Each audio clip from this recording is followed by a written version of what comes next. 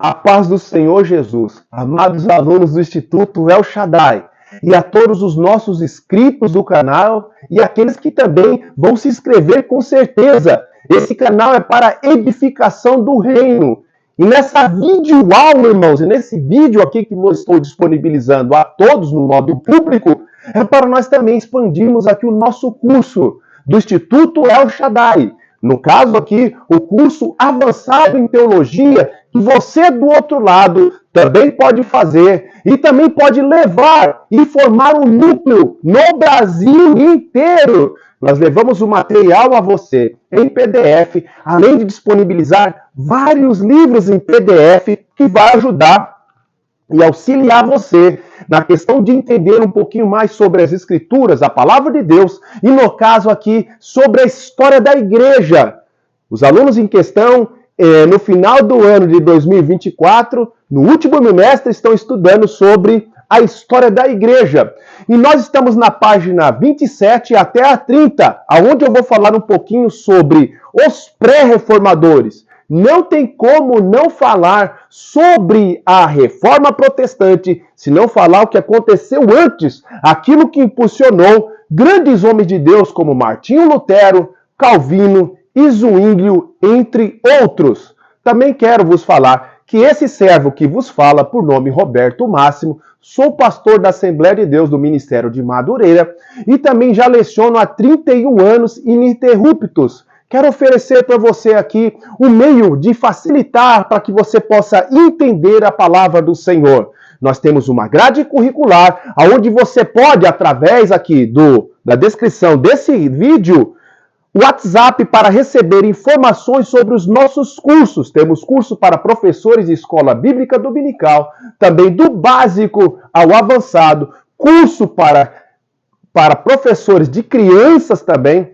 Temos cursos para pregadores e eu quero recomendar a todos vocês que estão aí do outro lado. Sou bacharel em teologia, também sou pós-graduado em docência do ensino superior.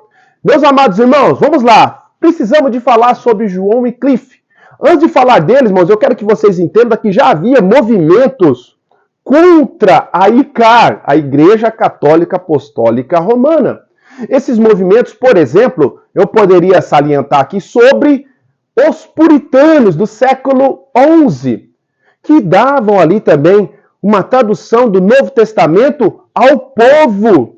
Porque até então eu quero que vocês entendam que a Igreja Católica Romana, Idade Média, e na questão que nós vamos estudar aqui, contemporâneo ao João Wycliffe, continha e tinha todo o poder da palavra. Não repercutiam, não tinham um exemplar como hoje, facilmente você tem um exemplar, uma tradução, uma versão da Bíblia.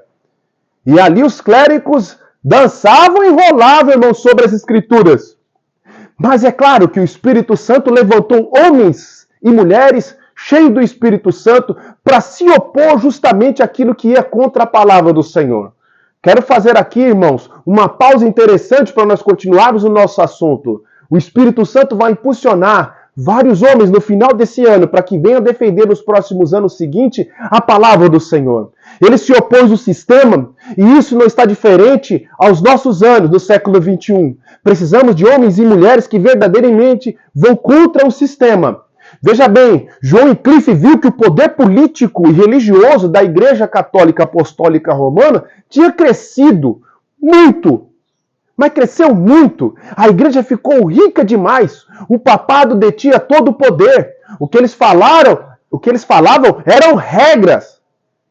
E também, irmãos, João Wycliffe era contra as indulgências, contra a adoração e veneração de ídolos e relíquias. Preste bem atenção nisso. Então, era contra também o papado, contra a transubstanciação. Este homem de Deus, é aula de número 10, pré-reforma. Alguns reformadores, nós vamos começar por João Wycliffe, que nasceu em 1530 e morreu em 1384. Grave essa data. Possivelmente ele morreu ali de uma embolia pulmonar. Outros também, estudiosos, dizem que ele morreu de derrame. Mas a certeza que eu quero passar para vocês, estudantes da palavra do Senhor, que estão aí do outro lado, é que ele não morreu sobre a Inquisição da Igreja Católica. Mas vocês vão ver o que fizeram com os ossos de João Wycliffe, irmãos. Este homem notável, irmãos, aluno e posterior professor de Oxford, também foi responsável pela supervisão da Bíblia para o inglês. Como eu falei há minutos atrás, irmãos, no contexto ali histórico de João Wycliffe, a palavra de Deus não tinha profusão sobre a plebe, sobre o povo. E João Wycliffe começou ali a supervisionar, traduzir a Bíblia para os seus compatriotas para o inglês, da Vulgata, do latim para o inglês. Porque só eles entendiam, a missão era falada em latim, as palavras, homilias do latim, a Bíblia, latim. E olha, irmãos, poucos entendiam o que os papas falavam. E nós precisamos de entender, irmão, que o estudo sistemático da palavra precisa de ser alvo das nossas igrejas do século XXI. A escola dominical não pode falir. Os estudos ditos como ensino da palavra estão minguindo nas igrejas pentecostais, irmãos. Que possa o Espírito Santo aí impulsionar homens e mulheres para difundir a palavra do Senhor. A minha intenção, irmãos, ao longo dessas décadas, é justamente impulsionar pessoas a estudar sistematicamente a palavra do Senhor, indo contra justamente as seitas, as heresias e também os problemas internos que há no meio pentecostal e neopentecostal, como havia no problema ali também sobre a Igreja Católica. Além da venda de indulgência, simonia e etc., já estava havendo briga por causa de poder internamente. E João Wycliffe estava tudo contra, se opondo contra isso. Ele impulsionou outros pré-reformadores com as suas ideias, com os seus escritos. Além do mais, irmãos, houve ali discípulos de João Wycliffe, se assim eu posso dizer, chamado como Lollardos, que é algo à parte que você pode pesquisar e estudar aí com veemência, que se opunha a tudo isso que eu já falei. Ele impulsionou homens como John Huss, que nós vamos falar, e Jerônimo de Savonarola.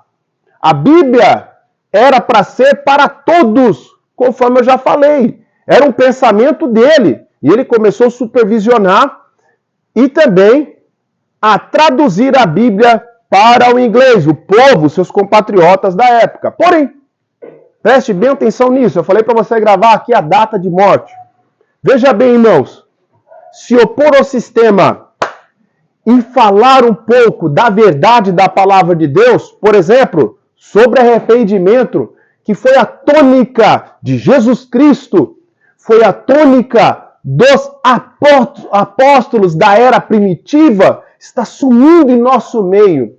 Hoje as pessoas pregam por aí que Deus está feliz com o jeito que o povo está.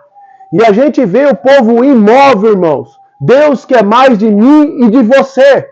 Que o Espírito Santo de Deus te tome para pregar verdadeiramente como a palavra de Deus é para ser pregada. No Concílio de Constança, irmão, ele foi condenado em 1415. Ele já estava morto. Mas devido à repercussão e o legado que João Wycliffe deixou, isso perturbou os clérigos da época.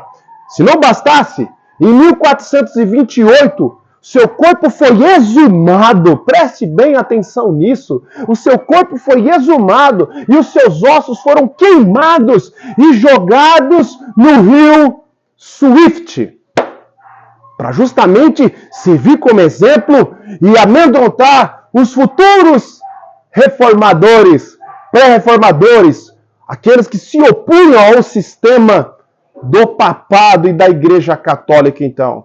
Mas isso só impulsionou mais ainda.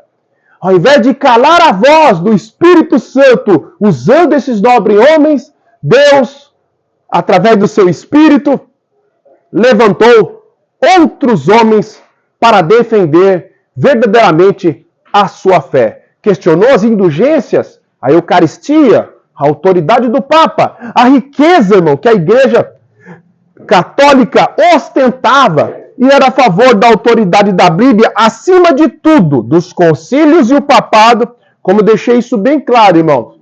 Concílios, escritos, homens de Deus, todos esses tiveram a sua importância na história da igreja.